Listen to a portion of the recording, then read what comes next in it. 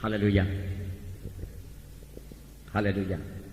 Yang dilengkapi dengan kuasa Tuhan sehingga bayang-bayangnya menyembuhkan orang, saudaraku. Saudara, hal yang sama juga bisa bekerja bagi kita semua, bisa terjadi bagi kita semua. Amin, saudara. Yaitu kita bisa dilengkapi Tuhan dengan kuasa dari Maha Tinggi, dengan kuasa Roh Kudus, sehingga kita bisa mengerjakan pekerjaan Tuhan bukan dengan cara manusia, bukan dengan kekuatan manusia, hikmat manusia, tetapi dengan kuasa Roh Kudus yang memang sudah disediakan Tuhan bagi kita. Amin, saudara. Tuhan sudah menyediakan kuasanya itu bagi kita, saudara. Kita membaca Kisah Rasul pasal 2 ayat 14 sampai 18. Kisah Rasul pasal 2 ayat 14 sampai 18. Saya baca satu ayat, saudara baca ayat berikutnya. Mari saya mulai. Maka bangkitlah Petrus berdiri dengan ke-11 rasul itu, dan dengan suara nyaring dia berkata kepada mereka, "Hai kamu orang Galilea, dan kamu semua yang tinggal di Yerusalem, ketahuilah dan camkanlah perkataanku ini.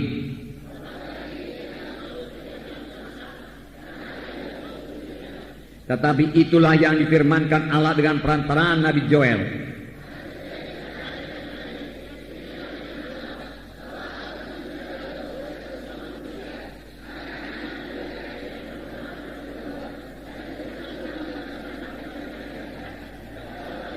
Juga ke atas hamba-hambaku laki-laki dan perempuan akan kucurahkan rohku pada hari-hari itu, dan mereka akan bernubuat."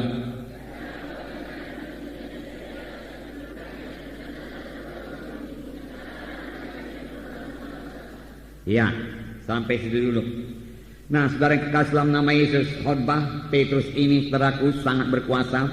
Memang kemudian dia menerangkan mengenai kematian Tuhan Yesus dan kebangkitan Tuhan Yesus.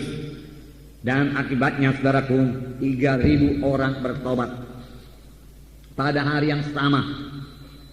Di pagi hari itu dia berkhotbah, saudaraku, 3.000 orang dibaptiskan, bertobat dan dibaptiskan pada hari yang sama. Boleh jadi pada siang hari, boleh jadi pada sore hari, saudaraku.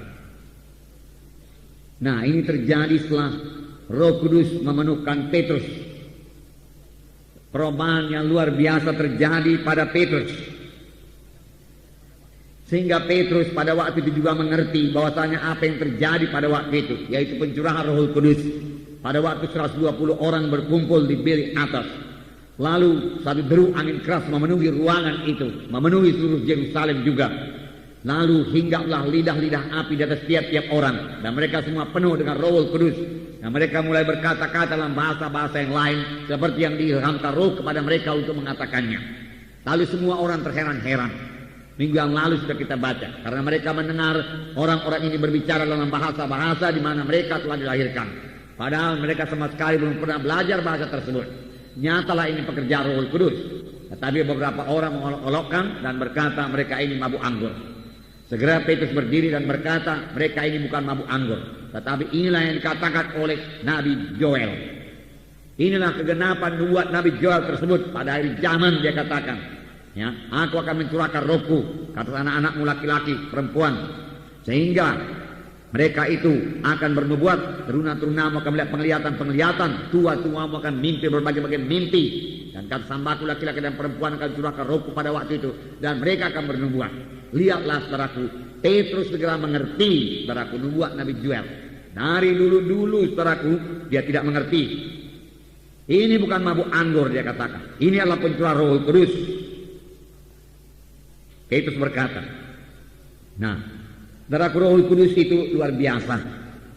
Roh Kudus itu Allah sendiri, amin. Itulah yang diberikan kepada kita, diberikan Tuhan kepada sidangnya, saudaraku.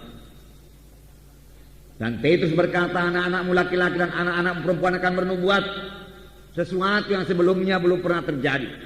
Roh Kudus dalam perjanjian lama hanya dicurahkan kepada nabi-nabi, raja-raja, imam-imam. Rakyat biasa tidak menerima Roh Kudus. Dia dibaptiskan, dipenuhkan dengan Roh Kudus. Tetapi dalam perjanjian baru, setelah Roh Kudus menerobos ke atas 120 orang, dan mereka semua penuh dengan Roh Kudus, dan hidup mereka berubah. Dan firman Tuhan berkata, anak-anakmu laki-laki perempuan akan bernubuat. Saudaraku, ini belum genap dalam hidup kita, saudaraku. Biar kita rindu, lapar dan haus. Amin, saudara.